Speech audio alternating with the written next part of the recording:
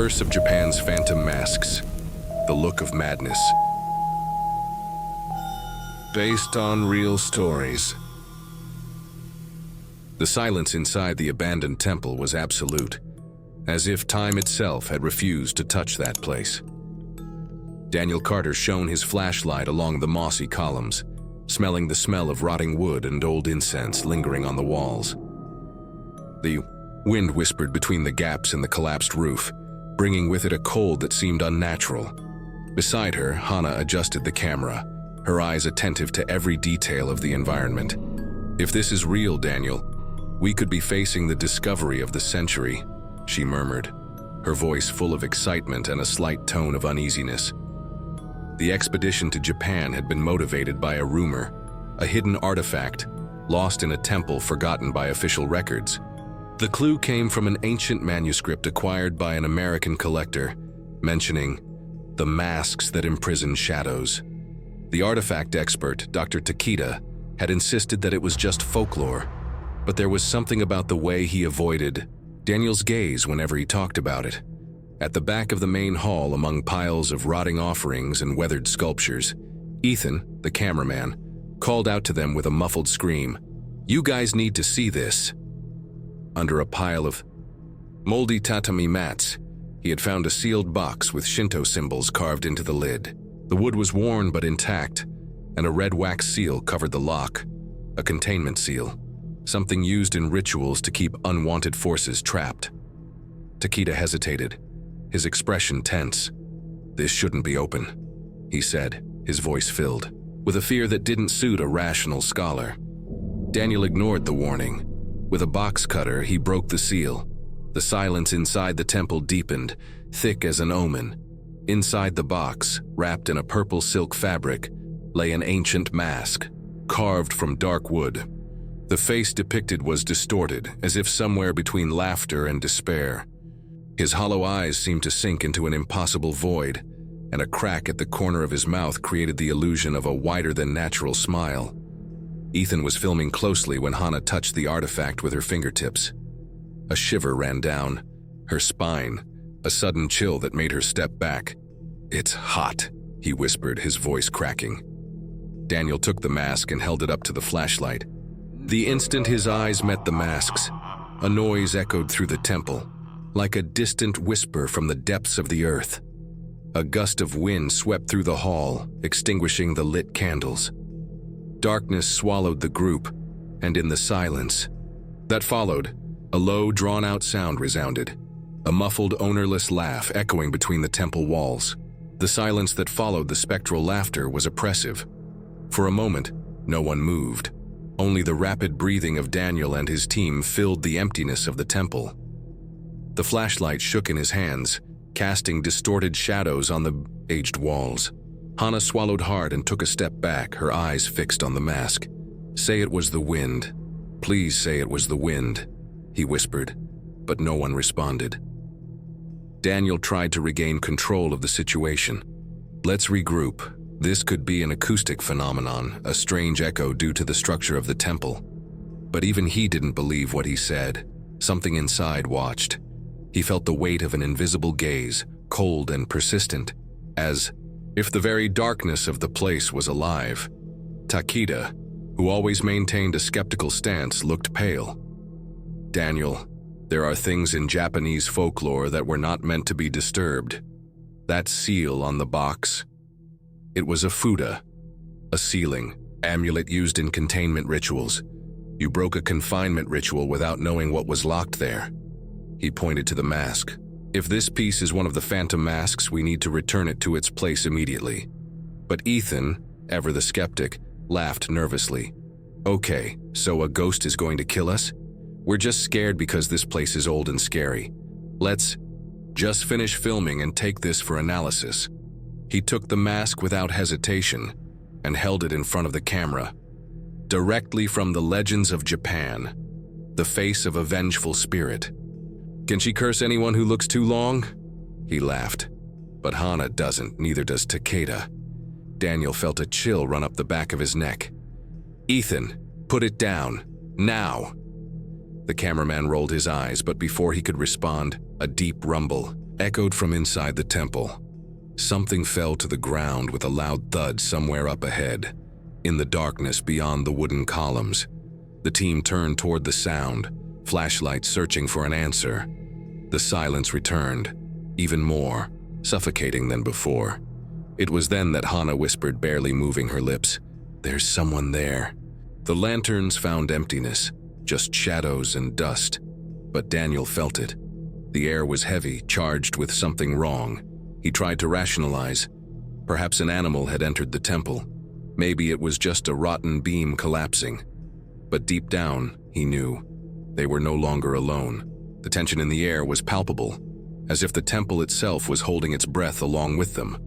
Daniel cast a quick glance at Takeda, who was avoiding staring into the darkness ahead.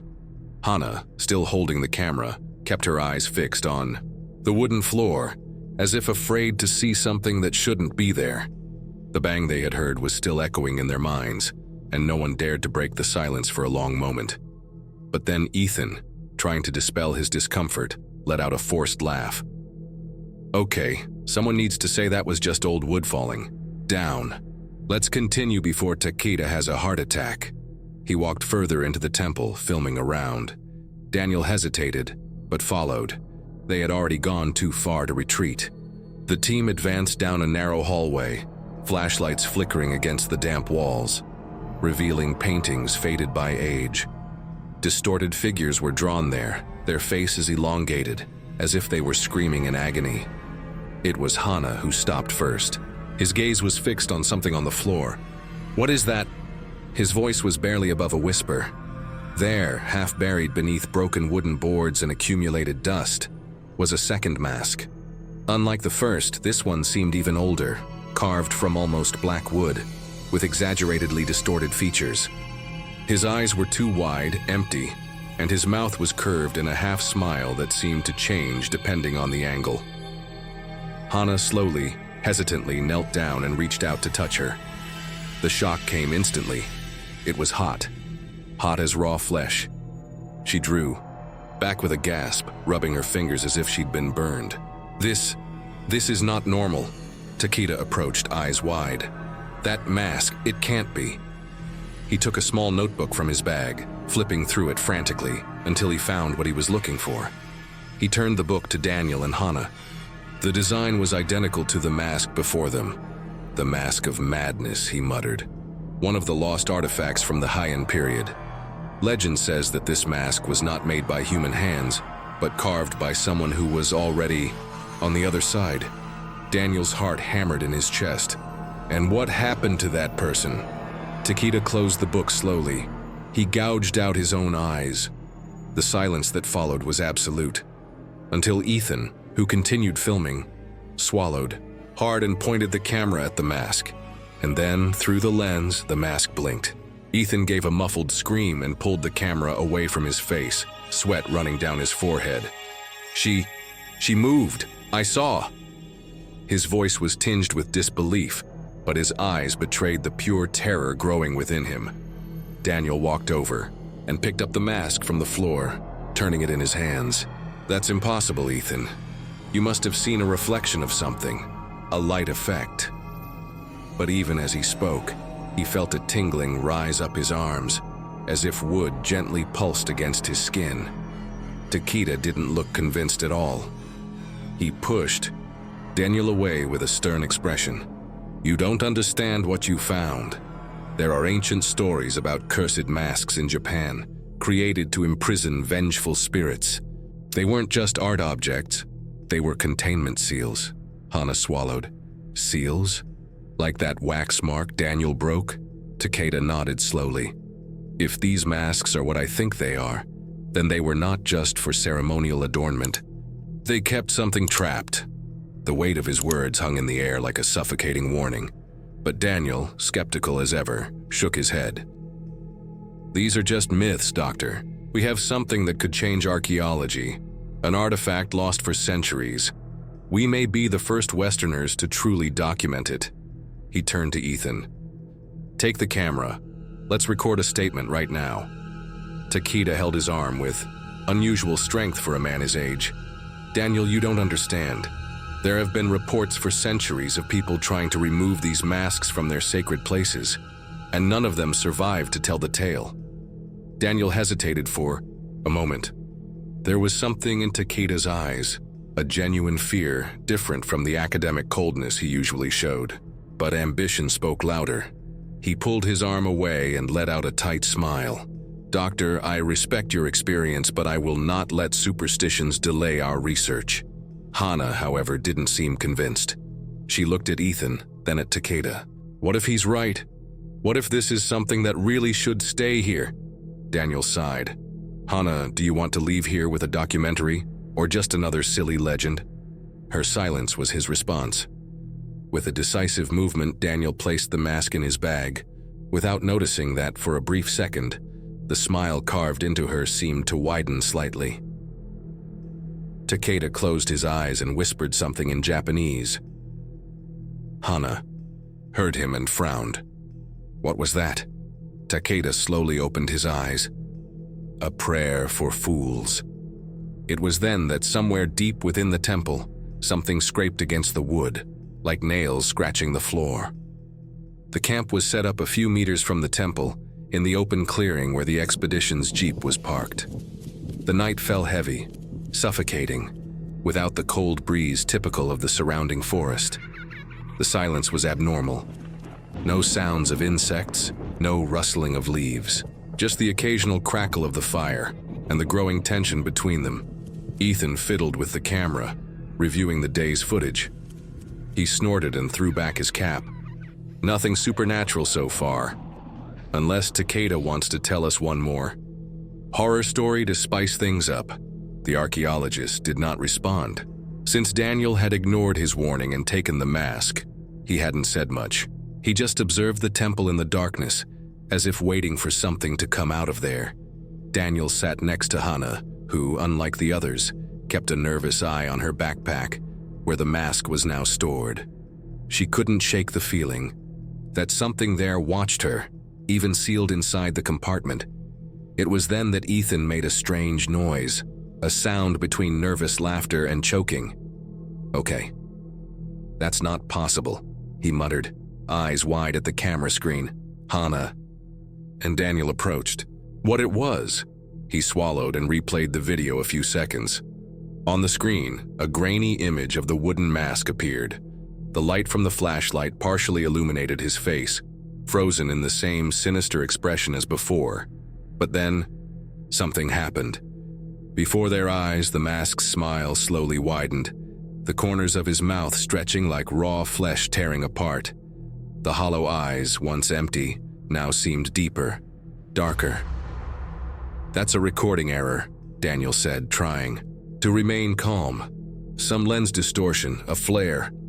"That was live," Ethan shot back. "I didn't edit anything, we were there, she was like that." Takeda finally approached, looking at the screen without surprise. "She saw us." That's when it happened. One bang powerful echoed from the darkness coming from the temple. Something fell or was violently knocked over inside the abandoned structure. The four of them turned in the same direction, their breaths held. Hana whispered, "There's someone there." And at that moment, the flames of the bonfire, they went out on their own. Darkness swallowed them. The night was long. After the noise in the temple and the sudden extinguishment of the fire, no one could sleep well. But tirelessness, relentless, ended up winning. What Daniel didn't know was that sleep wouldn't bring rest, would bring something much worse. He found himself standing in the middle of the temple alone. The light was dim, a dense, oppressive gloom that seemed to pulse around him. The air was heavy, damp, filled with the smell of burning wood and rotting flesh. His feet were wet. Looking down, he saw that I was stepping on something sticky, hot. Blood. The sound of a drip echoed in the sepulchral silence. Daniel looked up, and there, in the middle of the room, was the mask. But it wasn't on the floor, nor was it hanging on the wall. She was being used. The figure before him was tall, dressed in tattered clothing that looked centuries old. But that wasn't what made Daniel freeze. There was no face, just a dark void, no eyes, no mouth, nothing, just the mask. And then slowly, The figure raised her head and turned towards him. Daniel tried to run, but his body didn't respond. The emptiness inside the mask's eyes pulled him in, like an endless abyss. He felt his own body being sucked in, as if his soul was being ripped out. He woke up with a scream. The camp was still in darkness. His heart hammered in his chest. The air was freezing, but he was sweating. He looked around, trying to get his bearings, and then he saw Hannah and Ethan sitting pale, exchanging terrified looks. They too had dreamed. There was someone without a face, Hannah whispered. Just the mask, and she looked at me. Ethan nodded, visibly shaken. I couldn't move. It felt like something wanted to enter me, something wrong. Daniel felt a shiver run down his spine. It wasn't a coincidence. It was then that Takeda, who had been away the entire time, stood up abruptly and pointed to the makeshift table next to the fire. Where is the mask? Everyone turned around at the same time. Daniel's backpack was open, its contents rummaged through. But the worst was yet to come. The mask, which had been carefully stored, now it was outside in the center of the table, facing them directly. No one had touched her, and for the first time, Hannah realized something even more horrible. Before, the mask's smile looked like a crooked half-laugh carved out of wood. But now she was showing her teeth. The silence that followed the discovery of the mask was suffocating. None of them dared to move, as if any wrong move could awaken something hidden in the darkness. The fire was still out, and the cold seemed more intense than before. Someone went through my backpack? Daniel's voice was low, almost a whisper. Hannah shook her head slightly, her eyes wide. Takeda, on the other hand, just looked at the mask, his expression serious, as if he was facing a death sentence. She's awake, he murmured. Ethan, who had been silent, chuckled softly, a short, dry, and out-of-place sound. Daniel turned to him, but the cameraman no longer looked the same. He was sitting on the floor, his back to the others, his head tilted to the side, his eyes glazed over the mask. Ethan, Hannah called, but he didn't respond. She slowly approached him and touched his shoulder. The moment he did, Ethan turned his face away abruptly, eyes wide, unblinking, his mouth parted, and a low sound escaped his lips. Not words, but an incomprehensible murmur, as if he were trying to speak in a language he didn't know. Daniel felt an icy shiver run up his spine. Something was wrong. Very wrong. Ethan, stop. Good man, he said, trying to sound firm. But Ethan didn't react. His gaze was fixed on some invisible point in the air. His pupils dilated. His breathing was shallow, and his body felt rigid, as if he were trapped in a deep trance. Then he started laughing. It was a low sound at first, a muffled, uneven laugh. But, little by little, it grew, becoming more intense, more distorted. His mouth opened wider than natural, his teeth appearing beneath his grotesquely stretched lips. Smile didn't look human. Hannah backed away, terrified. What's happening to him? Ethan then slowly stood up like a puppet pulled by invisible strings. He was shaking slightly, his eyes were still wide, and he continued to mutter something, incomprehensible between laughs. Takeda approached cautiously. He is no longer alone. It was then that Ethan suddenly stopped laughing and, with a sudden movement, turned his face to Daniel. Your empty eyes finally blinked, but not together. First the left, then the right, as if learning to do it. For the first time, and then, in a voice that wasn't his, he whispered something that made Daniel's blood run cold. She wants to play. Ethan was still there, but it wasn't him anymore. His body remained rigid, his eyes were empty, and his smile was distorted. The incessant murmur came out of his mouth in meaningless, fragmented words, as if several voices were trying to speak through him at the same time. Daniel slowly pulled away, his heart hammering in his chest. Hannah trembled beside him, while Takeda, pale, tried to recite prayers in Japanese, as if that could drive away whatever was taking over the cameraman. That's when Hannah realized. The mask that was previously on the table was now on the floor, next to Ethan's feet, as if it had moved on its own. "This can't be happening," she whispered. Takeda swallowed and motioned for Daniel to follow him. "We need to find answers. Now." Wasting no time, the two ran back to the temple, leaving Hana behind with Ethan, who was now laughing softly, a laugh that seemed to mix with the wind. Inside the temple, the air was heavier. Daniel's flashlight shook in his hand as they searched. The ancient wooden shelves filled with parchments and manuscripts. It was a chaos of forgotten information, but Takeda knew what he was looking for. After a few minutes, he pulled out a yellowed parchment, sealed with a black wax seal. When he opened the document, his eyes widened. "This is a Noroi no Gishiki," he muttered, sweat running down his forehead. Daniel approached, trying to read the ancient symbols, but Takeda's expression said it all. "What is this about?" The archaeologist hesitated before answering, his voice heavy with despair. "This is the ritual that was used to seal the masks. They were not simple artifacts. They were prisons." Daniel felt a shiver run down his spine. Prisons for what? Takeda raised his gloomy eyes. For something that should never have been released. He ran his finger along the lines of the parchment, translating with difficulty. "The containment ritual can only be performed once. If it ding stopped, the spirit trapped in the mask will be freed forever." Daniel swallowed. "And how do we get her back?" Takeda hesitated. Then he turned the parchment over, revealing one last inscription, marked in dark, faded ink. Hana entered the temple, panting. "What it was? What did you find?" Takeda closed his eyes and said softly, "The ritual needs a human sacrifice." The silence that followed was as heavy as the darkness around them. It was then that a deafening scream came from outside, followed by a distorted laugh. Ethan was no longer laughing alone. The scream that came from outside the temple was a sound none of them would forget. It was Ethan, but it wasn't just him. Multiple voices, mixed with his own despair, as if there was something else inside him, something that was now manifesting. Hana was the first to run out, with Daniel close behind. The frigid night air seemed to vibrate with an invisible energy, as if the world itself had gone out of tune.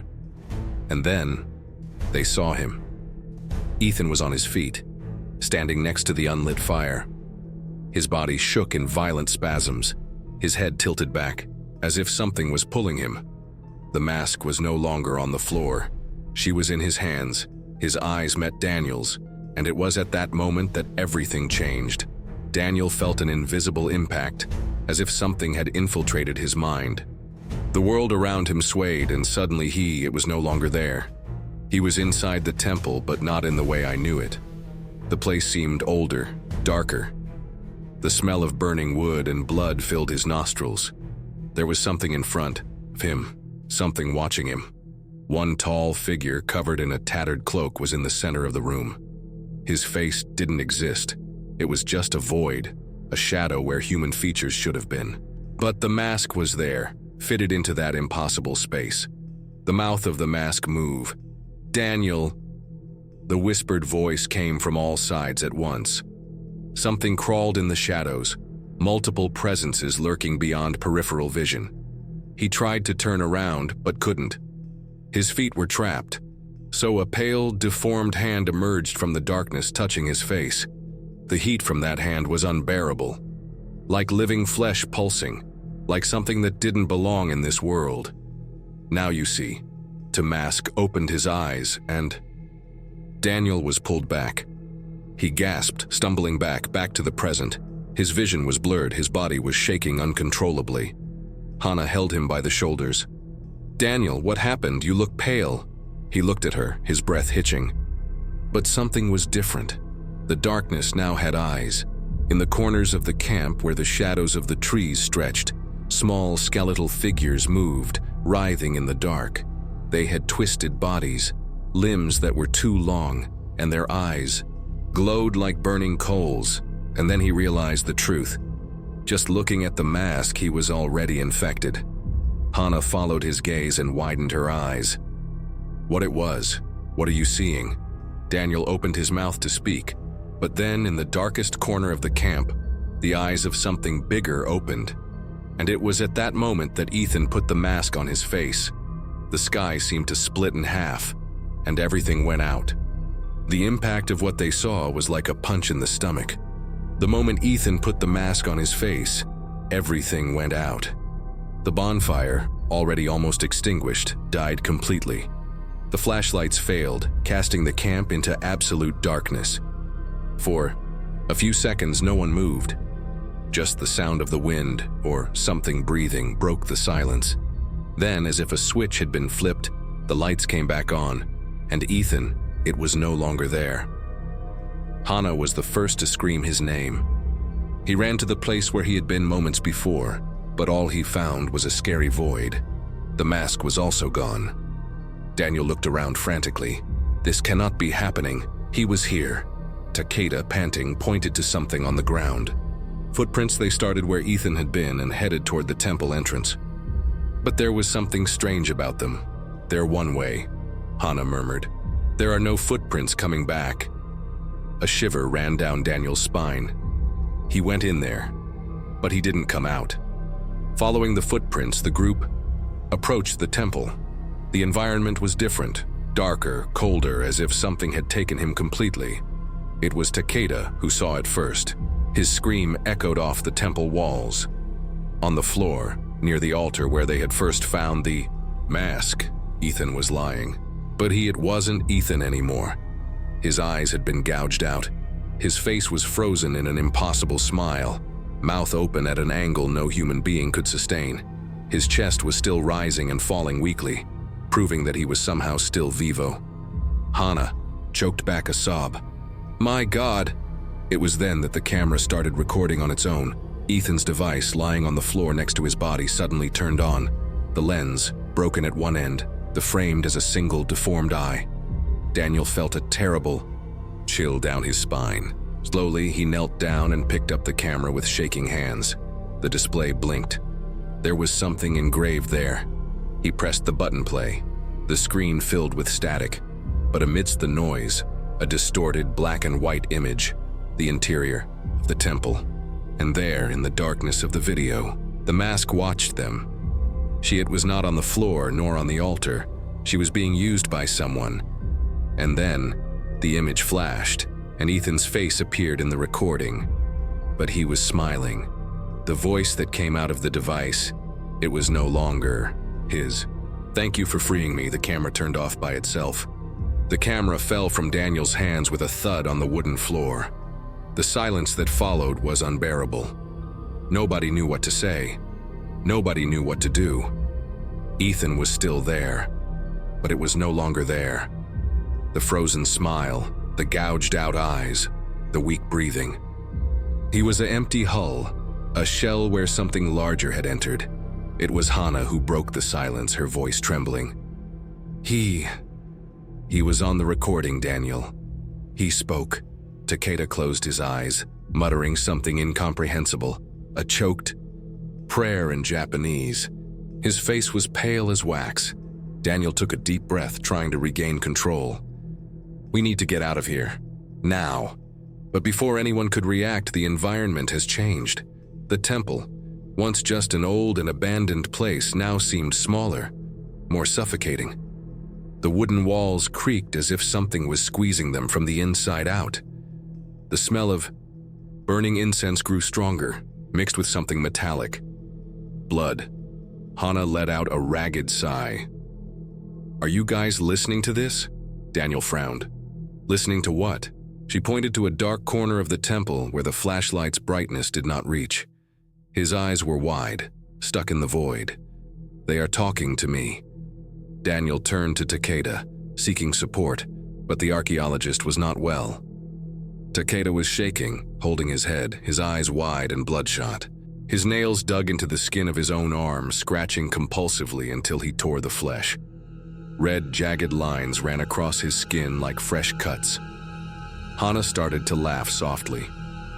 I think I know what they want. Daniel turned to her with a shiver. I wasn't talking to him. His eyes were fixed on some invisible point, and his mouth moved, murmuring something that Daniel couldn't understand. It was as if it was answering someone he didn't see. The flashlight blinked. For a split second, the shadows around seemed to move. Then Daniel saw it. In the center of the temple, the mask was there, lying on the altar. But something was different. Before, she just had a disturbing expression. Now, she was facing directly at him, and then she moved. Without anyone touching it, without any visible force, the mask slowly turned on the altar until it stops facing Takeda. He let out a guttural, high-pitched scream, his eyes wide. His fingers began to tear his own skin more violently, as if something inside him needed to come out. "Doctor!" Daniel moved forward, trying to hold him back, but Takeda turned his head to him and whispered something in Japanese. The words were weak, choked with blood, but Daniel understood she already chose. And then, as if obeying a silent command, Takeda tore off a piece of his own cheek with his fingernails. The temple exploded into chaos. Hana started laughing loudly, as if it wasn't her anymore. Takeda rocked his body back and forth, his nails covered in flesh and blood. And then outside the temple, someone started knocking on the door. Tock, tock, tock, 3 firm knocks, and a low, hoarse voice, impossible to belong to a human being, echoed in the darkness. "Can I come in?" The sound of the blows reverberated through the temple like a butt funereal, each beat resonating in Daniel's chest, as if something was pushing his heart against his ribs. "Talk, talk, talk. Can I come in?" The voice did not come from a human. It was rough, scratchy, as if something very ancient was trying to imitate the way people spoke. Hana stopped laughing instantly. The smile disappeared from her face, giving way to a terrifying emptiness. His eyes were fixed on the door, as if he already knew what was on the other side. Takeda, still shaking and bloody, began to mumble something in Japanese, a repetitive, desperate mantra. Daniel felt that if they lingered there, there would be nothing left of them to leave. "Let's go to the car," he said, pulling Hana by the arm, ignoring the way she resisted at first. "Now," nobody responded, but somehow they understood that leaving was the only option. Outside, the forest looked different. The trees, once tall and thin, now twisted in a unnatural, as if they had grown at the wrong angles. The fog, once low, now hovered in the air, like a suffocating cloak, obscuring everything beyond a few meters. But the car was still there. Daniel yanked open the driver's door and practically pushed Hana inside. Takeda came soon after, still muttering to himself, eyes restless, checking the shadows between the trees. Daniel turned the key in the ignition. Nothing. Tried again. The engine choked, coughed, died. He exchanged a desperate look with Hana, who grabbed her cell phone and tried to call emergency. The signal was full of static. "There's no net," she whispered. Takeda shuddered in the back seat, staring at the rearview mirror with wide eyes. "She won't let us leave." Daniel refused to believe it. Was impossible. They just needed to stay calm. Maybe the car had a problem with the battery. Maybe the fog was blocking cell phone signal. But deep down, he knew that it wasn't a coincidence. A presence hovered around the car, invisible but unmistakable. And then, a sound low and scratchy. It came from the passenger side window. Something was breathing there. Hana choked back a sob, squeezing her eyes shut, her hands shaking over her useless cell phone screen. And then came an even worse sound. One scratch, long and slow, sliding down the side of the car. Takeda began to cry softly. "She trapped us here." Daniel gripped the steering wheel tightly. His heart hammered against his chest. He couldn't accept this. They had to leave. They had to burn that damn temple. But before he could say anything, the car radio turned, on by itself. And amidst the suffocating static, a hoarse, deformed whispered, "Go back inside." The radio was still hissing when Daniel turned off the car with a violent yank on the key. The voice, that voice, it couldn't be real. But what was real there? Takeda sobbed softly, his head in his hands. Hana, pale as a corpse, stared into space, her chest rising and falling too quickly. It was she who broke the silence. There has to be a way to stop this. Daniel turned to her, eyes burning. "The scroll, the ritual. Takeda said there was a seal before. If we can remake it, maybe. Takeda slowly raised his head.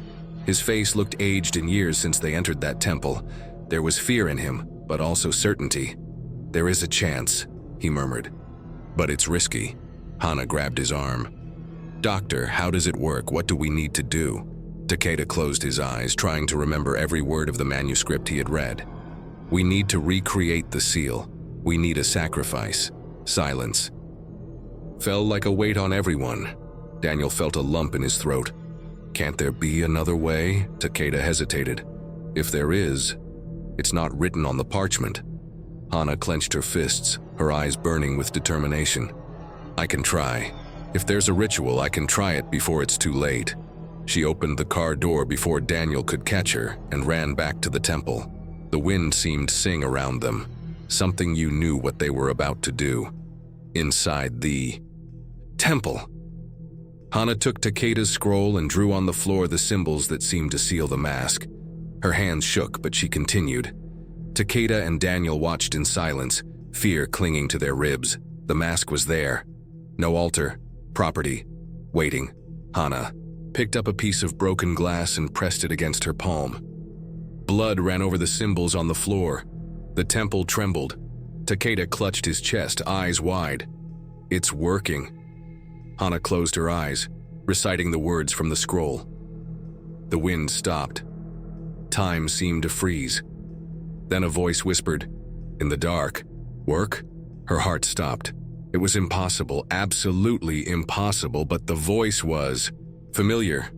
She turned around slowly. In the darkness of the temple, among the shadows, was his mother. The woman was pale, her black hair falling over her face. But it was her. Hana. The voice was sweet. Did you come for me, darling? Tears filled Hana's eyes. She had buried her mother years ago, but there she was, smiling softly, arms outstretched. Hana, I'm so tired, Takeda shouted. Don't look at her! But it was too late. Hana let go of the glass. The blood dried instantly. The ritual was broken. The wind blew back, the temple candles went out all at once, and then Daniel saw it. The mask was no longer on the altar. It was on Hana's face. Her mouth began to open, and open, and open wider than should be possible. The mask's smile was now her smile, and his eyes, when they turned to Daniel, they were of something else. Daniel felt the world crumbles around you. The wind swirled inside the temple like an invisible whirlwind, making the fallen candles drag across the ancient wooden floor. The smell of burning incense and rotten meat intensified. Hana was standing in front of him, or at least what had been Hana. The mask was now part of her. His skin was stretched taut, fused to the cursed wood. His eyes, which once reflected fear and determination, now they were empty abysses. And then she smiled, not as someone who still had humanity, but like something that had finally awakened. Daniel. Her voice was an echo of what it once was. Something else spoke along with her. Daniel backed away, his heart hammering in his chest. That wasn't her friend anymore. Takeda, still kneeling next to the altar, watched everything with his eyes filled with a dread that turned into acceptance. As if he finally understood something Daniel still refused to believe. Doctor. Daniel turned to him, desperate. What do we do? How do we get that out of her? Takeda looked up slowly, his breath hitching. We didn't take it off. Daniel froze. What? Takeda blinked and something broke inside him. His face was now a mirror of absolute resignation. The mask needs a host. Always did, he murmured. Someone needs to carry it, Daniel swallowed. But the ritual, Takeda Ryu. But it wasn't a humorous laugh. It was a broken, empty, almost insane laugh. The ritual only imprisoned the entity, he explained, voice shaking. I never destroyed it. He never released her. It was a cycle, an exchange. Daniel felt his stomach drop. What do you mean by exchange? Takeda slowly stood up, eyes sunken, hands still stained with his own blood. If we want to get out of here alive, someone has to stay. Daniel felt an icy shiver run down his spine. Are you saying we need sacrifice someone? Takeda nodded, and then he looked directly at Hana, or to what had become Hana. She was still smiling, but now the smile was crescendo. Daniel felt his body freeze. That was not a human smile. It was the smile of something that knew no one would get out of there in one piece. And then her voice came out again, a hoarse, multiple whisper, as if several mouths were speaking at the same time. Who stays? And who goes? The question echoed through the temple like a poison, permeating the air with unbearable pressure.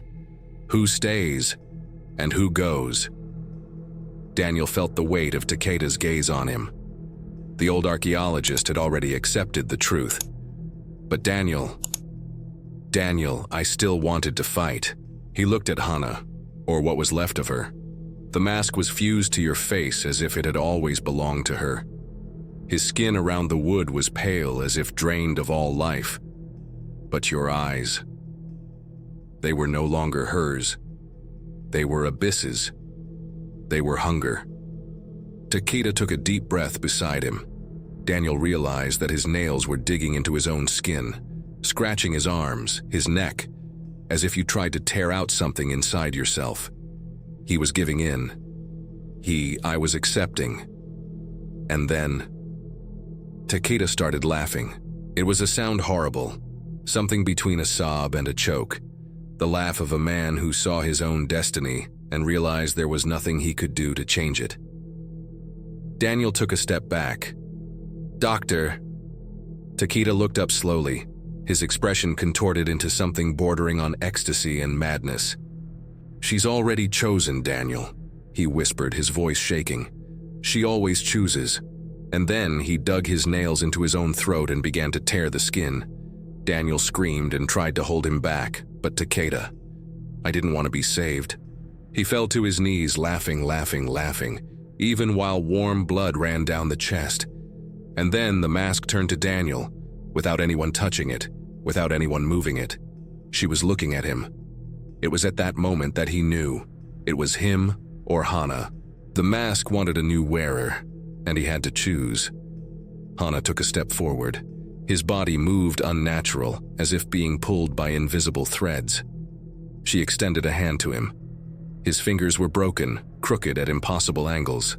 But still, she invited him. The smile was growing. Daniel felt his eyes burn. He didn't want to do that, but if you didn't, he would be next. He held the knife tightly in his hand and made his decision. Sweat dripped down Daniel's forehead. His muscles were rigid. His heart was beating so hard that he could barely hear anything other than his own blood pounding in his ears. He couldn't do that. He couldn't choose. Takeda was dead, kneeling in his own blood, his face still twisted in a sickly smile. Hana, or what had become Hana, remained standing in front of him, the mask fused to your face, hollow eyes waiting for him. Daniel didn't wait any longer. He male. The temple seemed darker than ever. The walls moved around him as he dashed through the halls, his feet kicking bits of rotten wood and fallen parchment. The flashlight in his hand shook violently, the beam of light dancing as if space itself was distorted. But he didn't look back. He couldn't look back. The entrance was close. The exit. Freedom.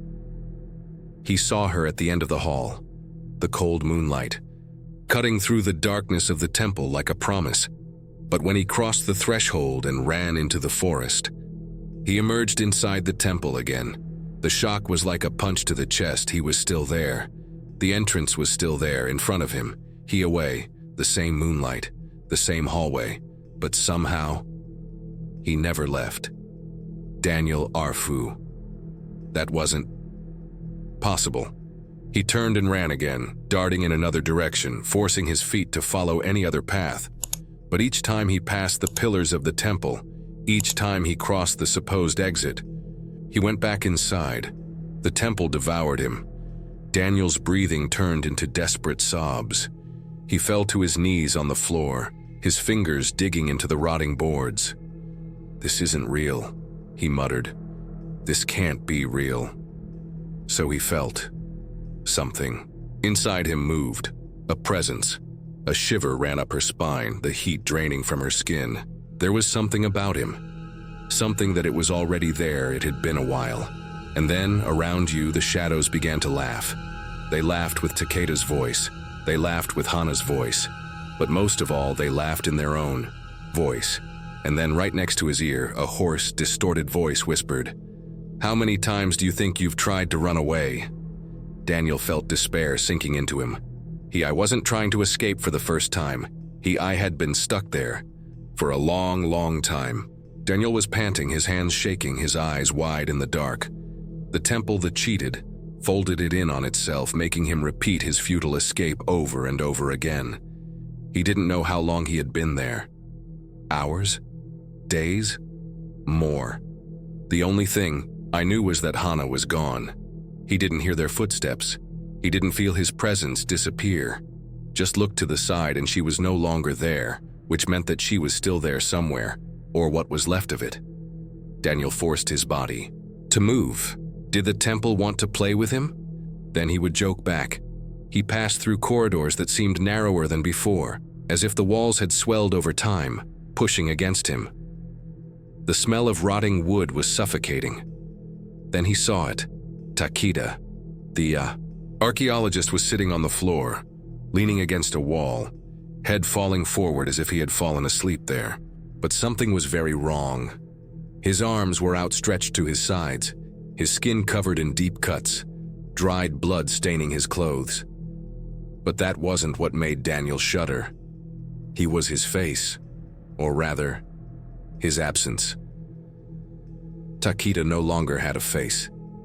The skin had been peeled off, leaving only a clean, shiny, exposed skull, as if something had removed his identity completely. And then, Daniel realized something even worse. Takeda's face was nearby. Thrown on the floor next to his body, there was a mask made of flesh. A mask. Human? Takeda's face had been transformed into a new artifact. Daniel swallowed a scream, his heart racing. It was then that felt the presence.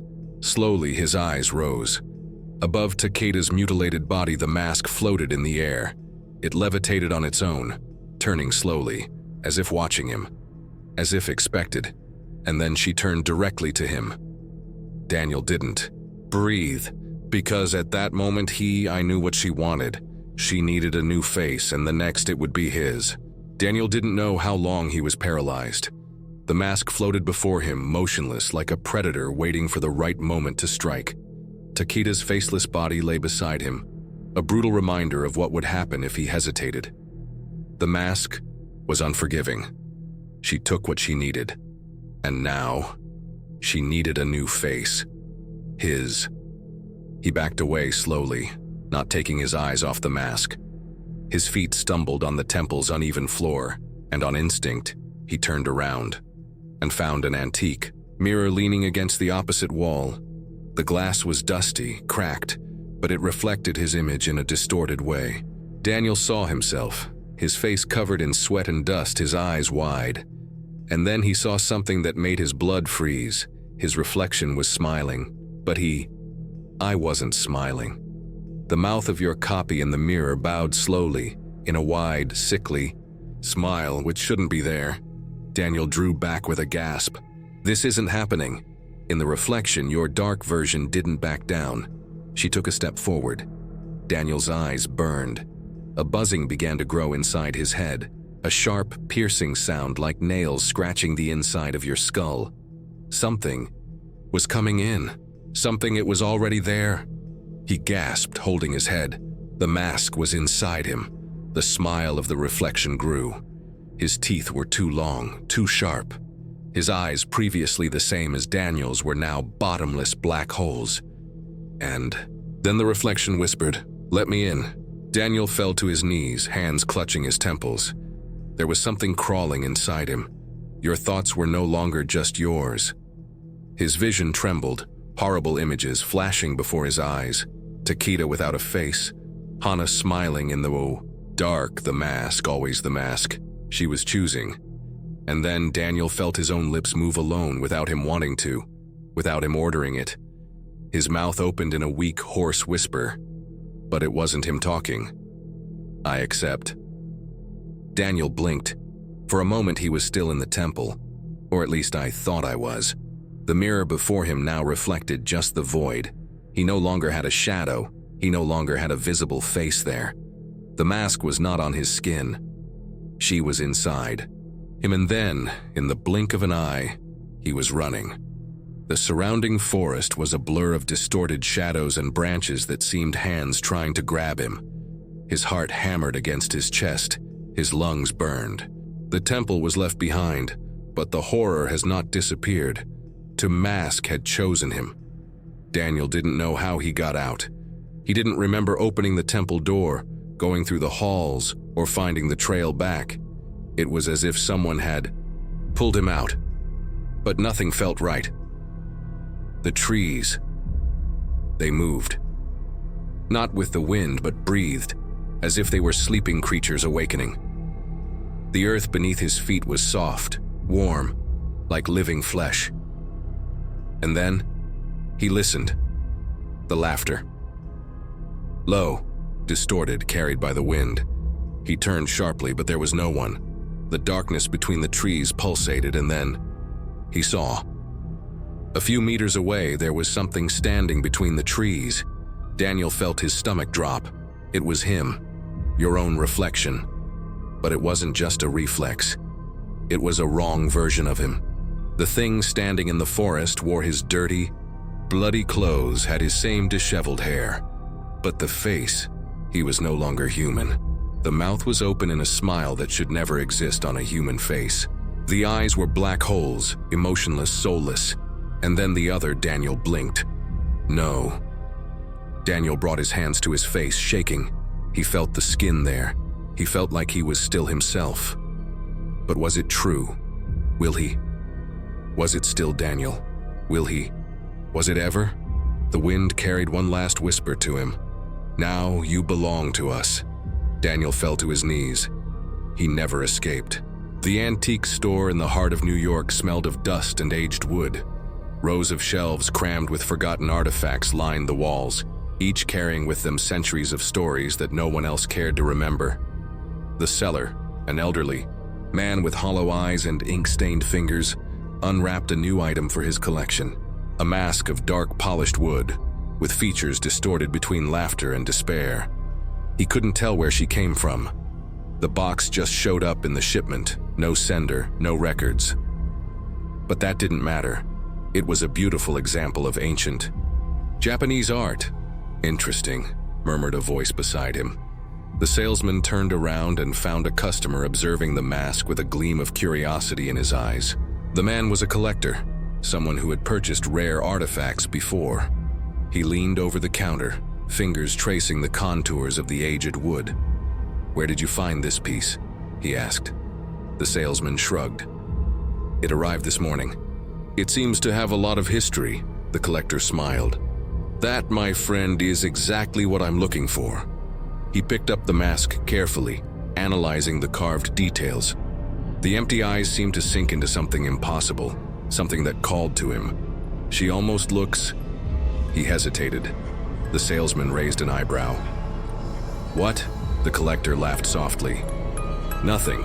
I just had the strange impression that she is looking at me." The salesman laughed along, shaking his head. "Well, if you want to take it, I can make a discount." The collector hesitated for a moment, then nodded. "Closed." He took the mask and placed it carefully under his arm, and then, for a brief moment when no one else was looking, the mask smiled.